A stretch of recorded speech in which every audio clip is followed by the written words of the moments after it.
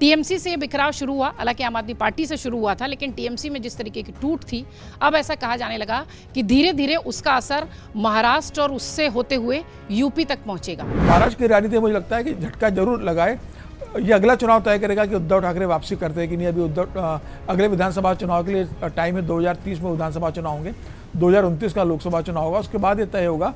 फिलहाल तो उद्धव ठाकरे के लिए बड़ी चुनौती है, और जिस तरीके से शिवसेना टूटी है उद्धव ठाकरे की, उसके बाद अब मुझे लगता है कि महाराष्ट्र में एक और बड़ी टूट की ओर बढ़ रहा है, और शायद हो सकता है कि शरद पवार की पार्टी में टूट हो। और अगर उद्धव ठाकरे की टूटने की बात हो रही है, वो टूटेंगे, पक्की बात है वो टूटेंगे। वो आज शाम तक का खबर पक्की हो जाए या कल हो जाए, 6 से वो नंबर 7 हो सकता है, 5 नहीं होने वाला। तो ये टूट एक तरह से, मैं तो कह रहा हूं कि तात्कालिक रूप से तो नहीं, लेकिन दीर्घकालिक रूप से ये कांग्रेस के लिए बहुत फायदे की बात है। हाँ बिल्कुल बिल्कुल बिल्कुल ले रहे हैं, हर तरीके से ले रहे हैं। मतलब ये उस समय ये सवाल था कि भाई 240 लाख कैसे करेंगे, बैसाखी है, लेकिन ऐसा दिखाई नहीं दे रहा है। वो बैसाखियों को हटा के अपने जो है कि आर्टिफिशियल लेग को लेने की कोशिश की जा रही है कि तमाम सांसदों को इधर ले आओ और तोड़ ताड़ के इधर ले आओ। तो उद्धव ठाकरे तो ठीक है, एक बार वो जोड़ तोड़ करके मुख्यमंत्री बन गए, लेकिन अब उनका बेटे आदित्य ठाकरे का भविष्य दांव पे लगा। शिंदे साहब अगर सत्ता में नहीं गए होते, उनकी हिम्मत नहीं होती उद्धव ठाकरे से वो बगावत करने की।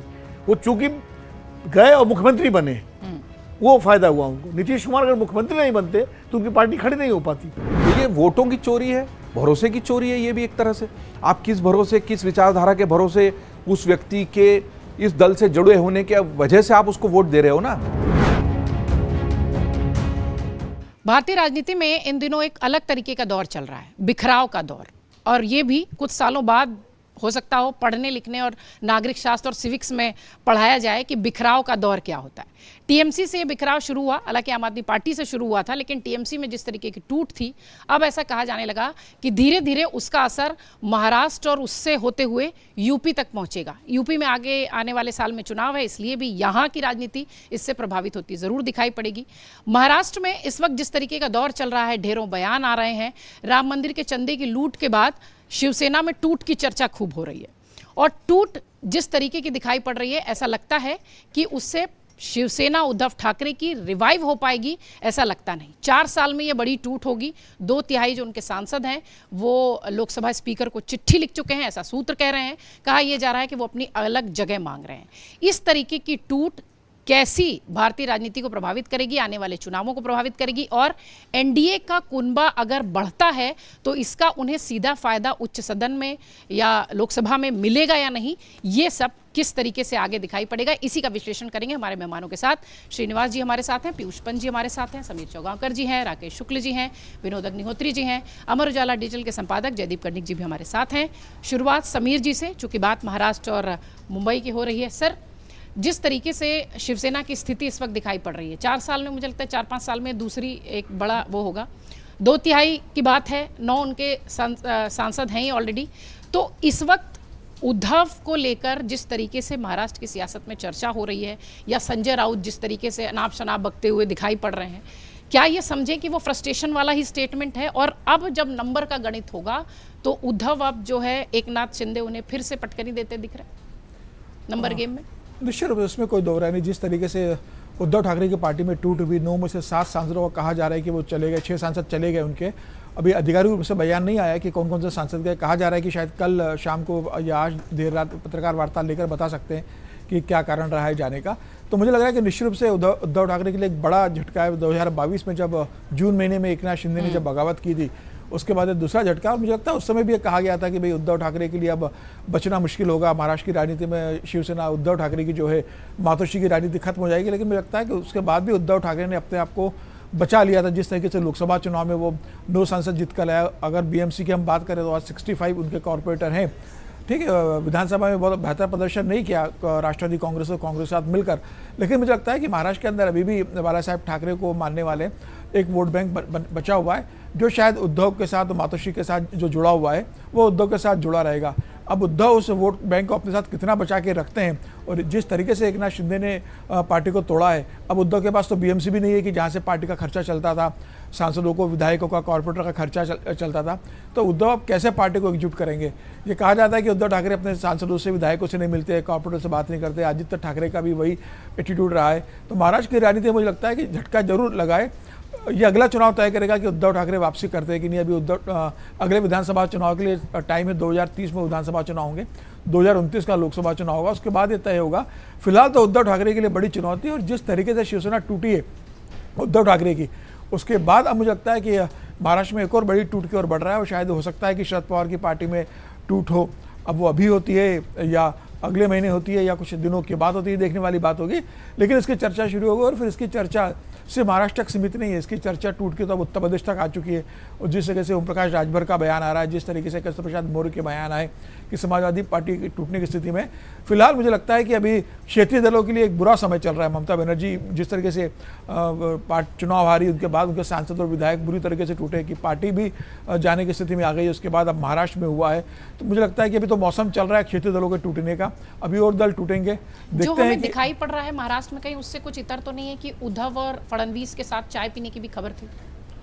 नहीं, मुझे लगता है कि उद्धव ठाकरे और देवेंद्र फडणवीस के बहुत अच्छे संबंध है, और वैसे भी उनकी आपसे बातचीत होती रही थी। राजनीतिक रूप से वो अलग हो चुके हैं, लेकिन देवेंद्र फडणवीस के साथ सबके अच्छे संबंध है। चाय पीना, बातचीत करने का मतलब ये नहीं है कि बिल्कुल वापसी होने वाली है, और भविष्य के लिए सबके दरवाजे खुले रखे जाते हैं। राजनीति में दरवाजे में अंदर से कुंडी लगाकर कोई नहीं बैठता, जिसको आना है समय के हिसाब से होता है। अगर भारतीय जनता पार्टी को लगता है कि 2029 में उद्धव की भी जरूरत पड़ेगी, तो हो सकता है कि उद्धव ठाकरे, एकनाथ शिंदे और भारतीय जनता पार्टी मिलकर कोई वहाँ पर बना ले, फिर चाहे वो लोकसभा में बने, चाहे उसके 6 महीने बाद होने वाले विधानसभा चुनाव में बने। तो मुझे लगता है कि एक स्पेस सबको देकर राजनीति में चला जाता है। शरद पवार के साथ प्रधानमंत्री नरेंद्र मोदी के बड़े अच्छे संबंध है, देवेंद्र फडणवीस के अच्छे संबंध है। इसका मतलब ये नहीं कि शरद पवार अपनी पार्टी को मर्ज भारतीय जनता पार्टी के साथ करेंगे। तो राजनीति में तो अवसरों के लिए सबके साथ संबंध बना के रखे जाते हैं। यह संबंध भी उसी के रूप में आने वाला समय बताएगा कि उद्धव ठाकरे अभी राजनीति में बने रहते हैं या पूरी तरीके से खत्म हो जाते हैं। अगला चुनाव उद्धव ठाकरे की सबसे बड़ी चुनौती होगी। फिलहाल उद्धव ठाकरे के यहाँ से पार्टी चली गई है, और अभी उनको बहुत मुश्किल होगा मतलब अभी आने के लिए, क्योंकि पार्टी के पास न साधन है, न संसाधन है, न सुविधाएं। आपके पास बीएमसी नहीं, आपके पास राज्य में सरकार नहीं, आपके पास केंद्र में कोई भागीदारी नहीं है, तो आपको पार्टी चलाने के लिए पैसा कहाँ से आएगा? सबसे बड़ी चुनौती उद्धव ठाकरे के पास ही होगी।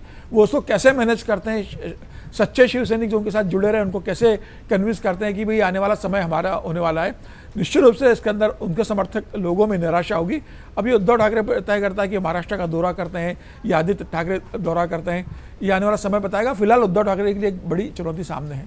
बिल्कुल ठीक, जिस तरीके से महाराष्ट्र की बात कर रहे हैं समीर जी, श्रीनिवास जी, जब इस तरीके की स्थिति दिखाई पड़ रही है टीएमसी के बाद, फिर आम आदमी पार्टी से, अगर इसका श्रेय आम आदमी पार्टी को दे देना चाहिए कि राज्यसभा के जो 7 सांसद टूट के गए, उसके बाद फिर सबको एक मौका मिल गया, एक लाइन लेंथ मिल गई। क्या ऐसा नहीं लगता कि विपक्षी जो गठबंधन है, INDIA गठबंधन है, उसको बीजेपी से ज़्यादा पहले अपने हिसाब से पूरा देख के लड़के कर लेना चाहिए, जिस हिसाब से दौर दिखाई पड़ रहा है पिछले दिनों? प्रतीक्षा जी, देखिए, आप खुद को देख के भी विपक्ष वाले कुछ नहीं कर सकते। एक विज्ञापन की लाइन है, बहुत फेमस है, डर सबको लगता है, गला सबका सूखता है। तो डर सबको लगता है, लेकिन डर के आगे जीत वाला भी तो है, उसी में आगे तो अब आगे जाना होगा ना उसके लिए। अभी तो हम यहाँ स्टिक करते हैं कि डर सबको लगता है और गला सबका सुख। जीत हो रही है ना। अभी देखिए, जब बात हो रही थी कि जो शिवसेना उद्धव ठाकरे गुट के लोग टूट के जा रहे हैं, 6 लोग जा रहे हैं, तो एक मंत्री पद ऑफर करने की बात हो रही है कि एक मिनिस्ट्रियल पोस्ट मिलेगा, और बाकी 5-5 को, जो संजय रावत ने कहा कि 25-25 करोड़ रुपए मिलेंगे, ये वाली जीत है ना आगे। तो खैर एनीवे, देखिए, ये जो आपने कहा ना कि ये राजनीतिक टूट के दौर के रूप में माना जाएगा, नहीं, हम कहते हैं ये एक संक्रमण काल है। हिंदुस्तान में पहले 2 मुख्य विचारधाराएं चलती थी, एक था कांग्रेस और दूसरी वामपंथ, और ये दक्षिण पंथ के लोग थे। ठीक, वामपंथ हाशिए पे चला गया बिल्कुल। लेकिन अभी आपको बताऊं, अगर अंदर से सबसे ज़्यादा किसी के अंदर खुशी है तो वो कांग्रेस के लोग हैं। अब इसका कारण है, आप गौर कीजिए, ममता बनर्जी हो, लालू प्रसाद यादव हो, अखिलेश यादव हो, मायावती हो, तमाम नज़र डालिए आप इन तमाम छोटी छोटी पार्टियों के, जो रीजनल पार्टियों के जो नेता हैं, ये किनके वोट पे पनपे थे? ये कांग्रेस के वोट पे पनपे थे। तो सबसे ज़्यादा अंदर से खुशी कांग्रेस को है फिलहाल। अभी अपेरेंटली ये दिख रहा होगा, अफरा तफरी मची है, ये उधर भाग रहा, ये उधर भाग रहा। लेकिन अभी बात हो रही थी ना कोर वोटर्स के, जब हम चर्चा कर रहे थे कि जो कोर वोटर हैं शिवसेना वाले, तो वो कोर वोटर्स जो कांग्रेस के जो छिटक गए थे अब इतने दिनों में, वो फिर ना कहीं, और एक मजबूरी भी बन रही है। देखिए जैसे ममता के साथ ये तमाम चीज़ें हुई, 20 सांसद वहाँ गई, मार्केट में एक खबर आया कि भैया अब ममता जी सोनिया से मिली और पार्टी मर्ज होगा, और ऐसी ऐसी चीज़ें बन रही हैं। ऐसी ही अब सुनने में आ रहा है कि उद्धव ठाकरे मर्ज कर जाएंगे। अखिलेश यादव के सांसदों के बारे में बयान आ गया, ओम प्रकाश राजभर ने कहा कि, और उनके एक मंत्री ने कहा कि 25 सांसद आने को तैयार हैं। अब हर कोई अपने सांसद बचाने के फिराक में, देखिए 20 सांसदों में से 1/3 को तोड़ना आसान है, लेकिन अगर कांग्रेस के 99 में ये मिल गए तो 150 में से फिर 50 या 60 या 80 तोड़ना बहुत आसान काम नहीं है। तो ये एक संक्रमण का काल है, और जिस तरह की राजनीति अभी चल रही है, तो आज की राजनीति में वो पक्ष का हो विपक्ष का हो, जो सत्ता की कुर्सी पे है वो चाहता है कि मैं तब तक उस सत्ता की कुर्सी पे रहूं तब जब तक मेरी सांसें चलती रहे। उसके पीछे कारण क्या है? आज की जो राजनीति है, आप विपक्ष में जाते हैं, आपके घर में ईडी जाती है, आपके घर में सीबीआई जाती है, और ये अब राजनीतिक दुश्मनी व्यक्तिगत दुश्मनी में घूम जाती है। जैसे पहले पाकिस्तान में देखा जाता था, कू हुआ और फांसी दे दी। हमारी राजनीति अब कुछ उसी तरफ जा रही है। आपने पार्टी छोड़ी नहीं कि आपके घर में ईडी, आपने ज्वाइन किया नहीं कि स्वच्छ निर्मल शुभेंदु अधिकारी बन गए। नारदा शारदा स्टिंग में सारी तस्वीरें सबके सामने थी ना, वो सारी तस्वीरें सबके सामने थी। तो अब राजनीति का स्वरूप बदल गया है, तो हमें बहुत आश्चर्य नहीं करना चाहिए। और अगर उद्धव ठाकरे की टूटने की बात हो रही है, वो टूटेंगे, पक्की बात है वो टूटेंगे। वो आज शाम तक का खबर पक्की हो जाए या कल हो जाए, 6 से वो नंबर 7 हो सकता है, 5 नहीं होने वाला। तो ये टूट एक तरह से, मैं तो कह रहा हूं कि तात्कालिक रूप से तो नहीं, लेकिन दीर्घकालिक रूप से ये कांग्रेस के लिए बहुत फायदे की बात है। पीयूष सर, उद्धव ठाकरे और अखिलेश यादव संगठनात्मक रूप से एक ही दिक्कत से जूझ रहे हैं या कहानी अलग अलग है दोनों की? नहीं, देखिए कहानी अलग है क्योंकि उद्धव ठाकरे बहुत कमज़ोर हो चुके हैं जब से वो टूटन हुआ है, और एकनाथ शिंदे लेके चले गए एक बहुत बड़े उनके वर्ग को, और तो बहुत कमज़ोर हो गए उद्धव ठाकरे। उद्धव ठाकरे जब थे सरकार में और थे और मुख्यमंत्री थे, तब भी जो है कि बहुत कॉन्फिडेंट उस तरह से नहीं दिख रहे थे कि उनका आधार धीरे धीरे, क्योंकि एक आइडियोलॉजिकल शिफ्ट हुआ था, जो कि एक हिंदुत्व की राजनीति करने वाला, और वो एक आपके क्या नाम अल्पसंख्यकों का साथ लेके और सब एक सेकुलर राजनीति, वो कहीं ना कहीं उनके जो एक उनका कोर वोट बैंक था वो भी थोड़ा पचा नहीं पा रहा उस चीज़ को, और इसी को हवा दी एकनाथ शिंदे ने, और वो एक बड़े हिस्से को जन को लेकर चले गए। उद्धव ठाकरे की लीडरशिप में देखिए वो फाइटिंग स्पिरिट नहीं, वही यही फ़र्क है ममता बनर्जी और उद्धव ठाकरे में। और उद्धव ठाकरे एक गुडी गुडी टाइप के अच्छे हैं, एक शरीफ हैं, लेकिन एक पॉलिटिशियन को होना चाहिए, और वो पॉलिटिशियन जो अपना जनाधार के खिसकने का खतरा हो।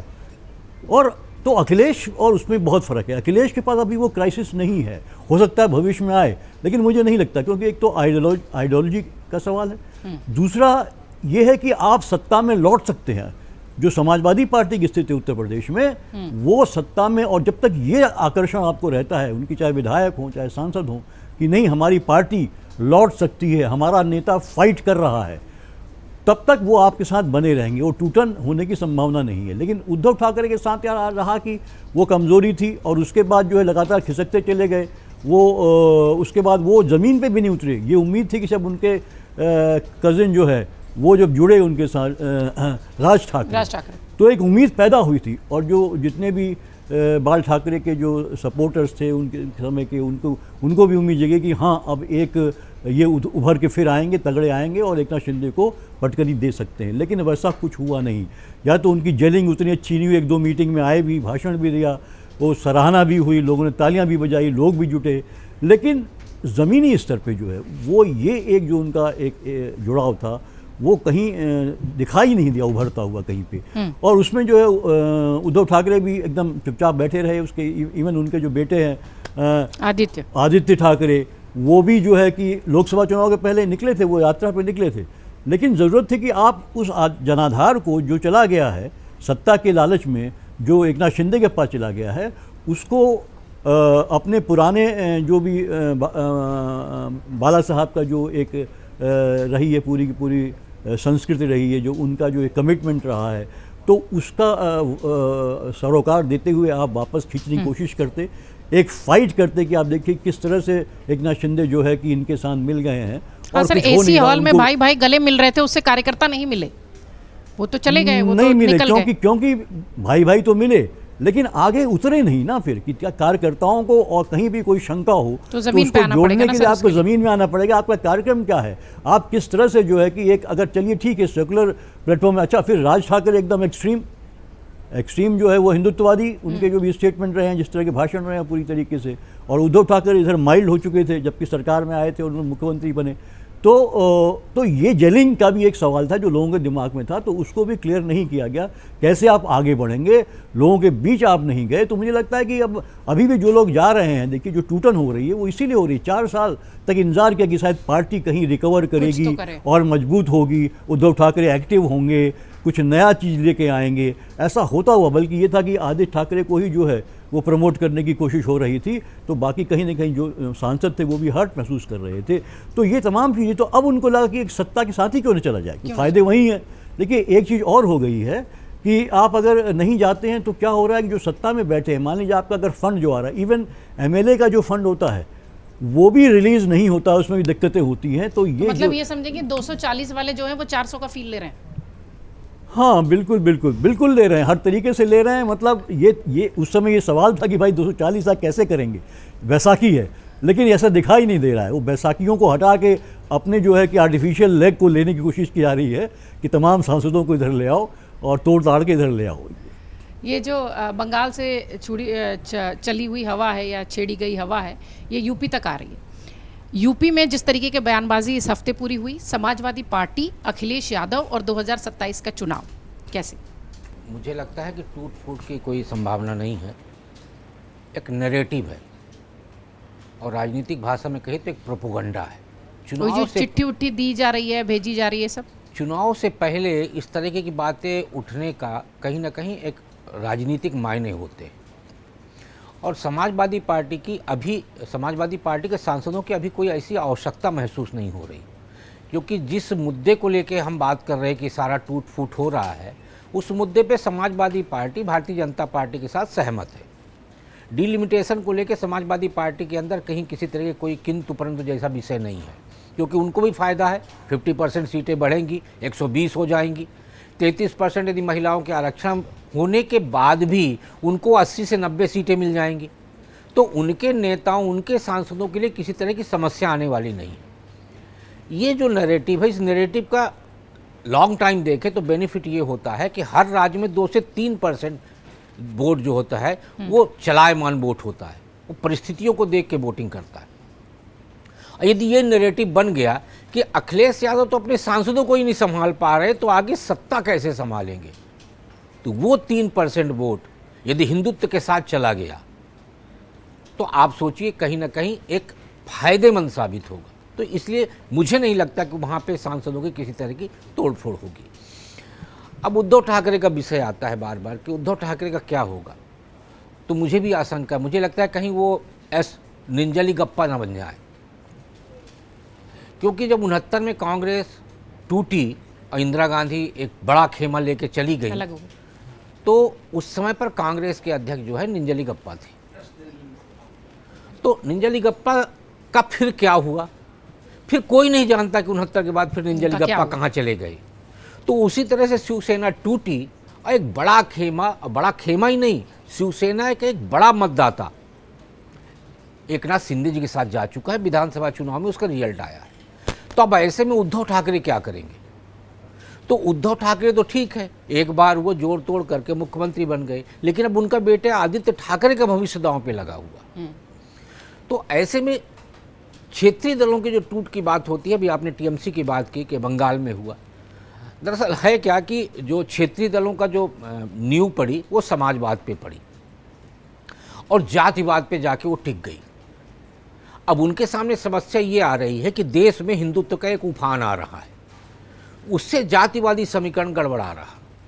उत्तर प्रदेश में एक नई संकट का सामना या नया संकट महसूस कर रहे अखिलेश यादव जी कि जिस तरह 2014 और 2019 में उत्तर प्रदेश लोकसभा चुनाव में उत्तर प्रदेश का यादव हिंदू बन गया था, तो कहीं 27 के चुनाव में उत्तर प्रदेश का यादव यदि हिंदू बन गया और मुस्लिम मतदाता जिस तरीके से अपने परंपरागत नेतृत्व को छोड़ के दूसरे नेतृत्व की तरफ बढ़ रहा है, तो यदि असादुद्दीन ओवैसी जैसे लोग जो उत्तर प्रदेश चुनाव के लिए खम ठोक रहे हैं वो आ गए और मुसलमान उनकी तरफ गया और कांग्रेस की तरफ गया, तो हमारी ज़मीन खिसक जाएगी।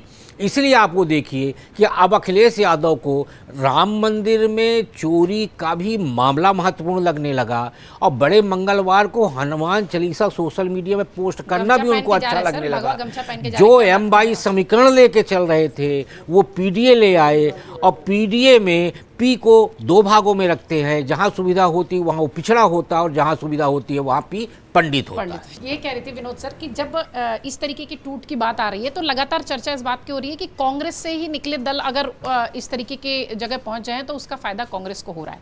श्रीनिवास जी ने भी एक इंगित किया कि कांग्रेस गदगद है भीतर से, भले दिखा रही हो कि नहीं नहीं ये गलत हो रहा है, ये हो रहा है।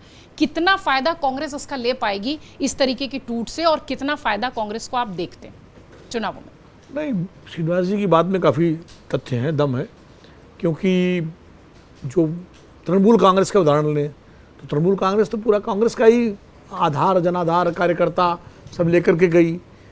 नेशनलिस्ट कांग्रेस पार्टी जो शरद पवार की है वो भी कांग्रेस का ही से ही उसने अपना हिस्सा लिया, तो जगन मोहन रेड्डी ने भी ऐसे ही किया। तो इस तरह फिर समाजवादी पार्टी और RJD जैसी पार्टियां हैं, इन्होंने भी कांग्रेस के ही वोट बैंक का एक बड़ा हिस्सा लिया। लेकिन कांग्रेस इनरोड कर पाएगी नहीं कर पाएगी ये अभी थोड़ा लंबा विषय है। सवाल ये क्षेत्रीय पार्टियां टूट क्यों रही हैं, ये महत्वपूर्ण है। और मुझे लगता है कि देखिए भारतीय जनता पार्टी कोशिश कर रही है, ED CBI ये सब तो सब लोग कहते हैं, लेकिन उसका एक दूसरा कारण भी है जो देखना चाहिए। नेताओं को अपना भविष्य जो है, दरअसल क्षेत्रीय पार्टियां जब बनी थी, अब DMK AIDMK पार्टी टूट रही है, DMK हार गई चुनाव। जो क्षेत्रीय पार्टियां बनी थी 60 के दशक में और उसके बाद 70 के दशक 80 के दशक में, वो क्षेत्रीय भावनाओं और क्षेत्रीय आकांक्षाओं को संबोधित करने के लिए बनी थी वैचारिक आधार पर, और उन्होंने कम से कम 20, 25, 30 साल 40 साल उनको संबोधित भी किया। अब वो एक्सपायरी डेट पे आ गया मामला, उनका जो सैद्धांतिक वैचारिक मुद्दा था वो बिल्कुल एक्सपायरी डेट पर आ गया।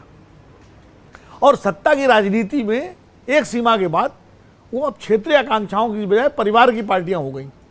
आप DMK देख लीजिए, आप समाजवादी पार्टी देख लीजिए, आप RJD देख लीजिए, आप सब सारी पार्टियां, शिवसेना, हाँ TMC, तो वो जो कार्यकर्ता और जो उसका विधायक हो उसको अपना भविष्य बिल्कुल एक जैसे दीवार खड़ी हो गई हो परिवार की, इसके आगे हम जा ही नहीं सकते। तो फिर वो, और जो वैचारिक और सैद्धांतिक मुद्दा था क्षेत्रीय अस्मिता वाला, उसकी भी एक्सपायरी हो गई। लगातार 3-4 चुनाव में उसको एक्सप्लॉइट कर लिया आपने, तो अब वो बात खत्म हो गई। तो ऐसे में उसको अपना भविष्य जो, और नई पीढ़ी जो आ रही है, जो Gen Z, वो अब ज़्यादा क्षेत्रीय इस सब चीज़ों से दूर, वो एक ग्लोबल हो रहा है, क्योंकि इंटरनेट और इसने उन भावनाओं को थोड़ा कमज़ोर किया है। पहले क्या होता, गेटवाइजेशन था, तमिलनाडु का आदमी तमिलनाडु से बाहर नहीं सोचता था, बिहार का आदमी बिहार से बाहर नहीं सोचता था, महाराष्ट्र का अब वो ग्लोबल सोच हो गई, तो वो भी कमज़ोर हो रहा है। तो ऐसे में उनका वैचारिक आधार भी कमज़ोर हो रहा है। तो एक तो ये बड़ा कारण है। दूसरा, हमेशा जब पार्टियां टूटती हैं तो जिसके पास सत्ता होती है उसका पलड़ा भारी रहता है। इंदिरा गांधी अगर सत्ता में नहीं होती और कांग्रेस टूटती तो हम लोग इंदिरा गांधी को निजिल गप्पा को याद कर रहे होते कि निजिल गप्पा फिर सरकार में होते। इंदिरा गांधी चूंकि प्राइम मिनिस्टर थी, पार्टी तोड़ी उन्होंने। शिंदे साहब अगर सत्ता में नहीं गए होते, उनकी हिम्मत नहीं होती उद्धव ठाकरे से वो बगावत करने की, वो चूंकि गए और मुख्यमंत्री बने, वो फायदा हुआ उनको। नीतीश कुमार अगर मुख्यमंत्री नहीं बनते तो उनकी पार्टी खड़ी नहीं हो पाती। तो मायावती जब SP BSP का गठबंधन टूटा तो हम सब लोगों को लगा कि अब तो BSP साफ हो जाएगी, लेकिन चूंकि मुख्यमंत्री बन चुकी थी 5 महीने, उसके बाद उतनी ही सीटें उनकी आई 96 में।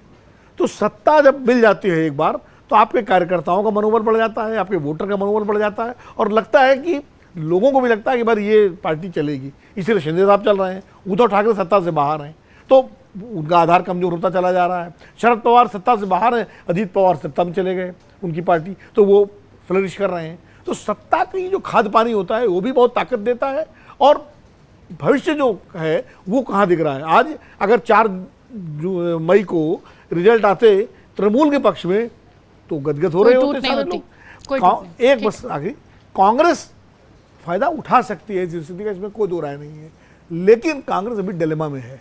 वो डिलेमा क्या है, अब वो तृणमूल कांग्रेस को चिपका के भी चल रही है।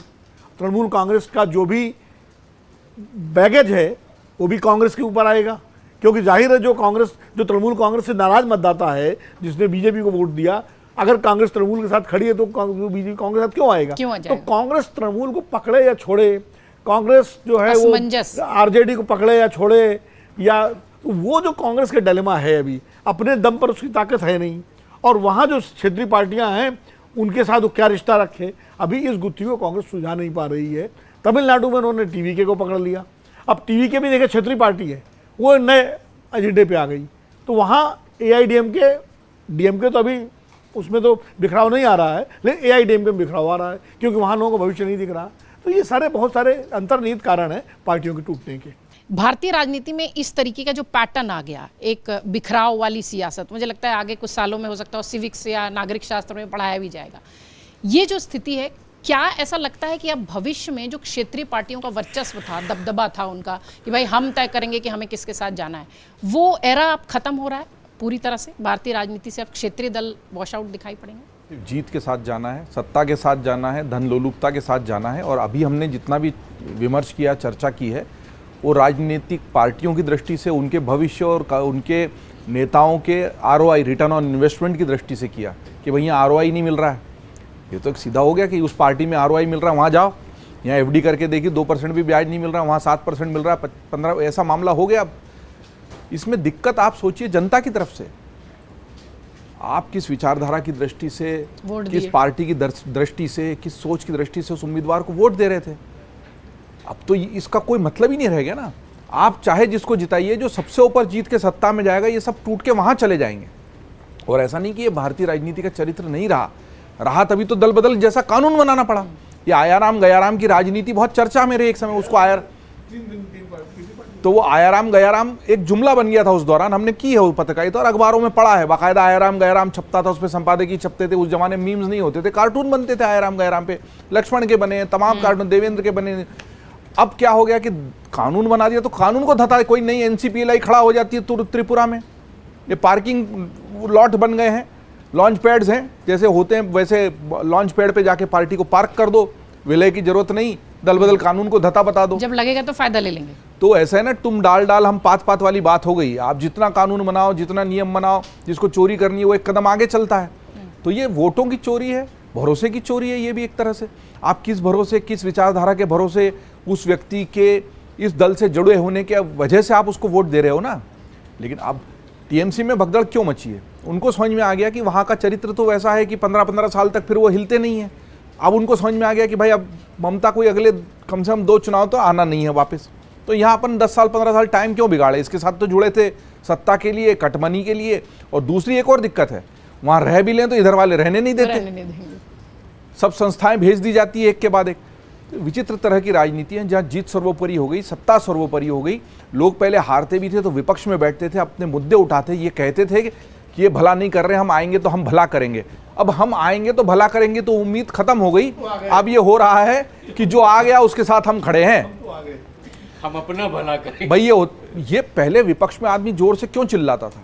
वो बताने की कोशिश करता था कि आपने इनको वोट तो दे दिया, पर जिस भरोसे वोट दिया, जिस वादे पे वोट दिया, वो ये नहीं कर पा रहे, तो इसलिए अगली बार हमको देना। वो कह रहे अगली बार हमें दोनों, तो हम तो अभी चले। ये बहुत खराब स्थिति है भारतीय राजनीति की। ये क्या करेगी दरअसल कि सत्ता की खामियों पर उंगली उठाने के सारे अवसर खत्म करेगी, भारत के लोकतंत्र को कमजोर करेगी, विपक्ष की आवाज़ को कमजोर करेगी। लोगों को सबसे पहले अपना घर संभालना पड़ेगा। और जब मैं फिर से कह रहा हूँ, राजनेताओं की दृष्टि से तो हम उस जनता का तो सोचिए, वो असमंजस में है, हैरत में है कि भाई किसको वोट दें। वोट किसी को भी दें, लोग वहाँ से पानी बदल के, पाला बदल के कहाँ से कहाँ पहुँच जा रहे हैं। इतना बड़ा घालमेल विचारधारा का इससे पहले भारतीय राजनीति में कभी नहीं था। कोई धूर नहीं रह गए, कोई सिरे नहीं रह गए। लोग विचारों के लिए जान दे देते थे, उन विचारों से जुड़कर पार्टी बनाते थे।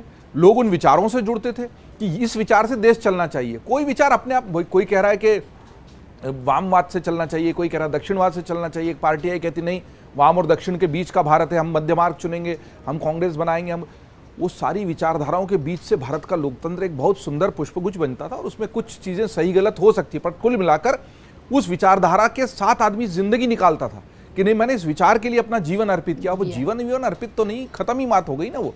ये इस पूरे प्रकरण का सबसे दुखद पहलू है। एक टूट के दौर से भारतीय राजनीति गुजर रही है। शिवसेना में जिस तरीके की हमारे वरिष्ठ पत्रकारों ने भी कहा कि टूट तो तय है, लेकिन उत्तर प्रदेश और समाजवादी पार्टी पर शायद उसका असर नहीं पड़ेगा, क्योंकि अगले साल चुनाव है, इसलिए एक नैरेटिव बनाने की कोशिश ज़रूर है।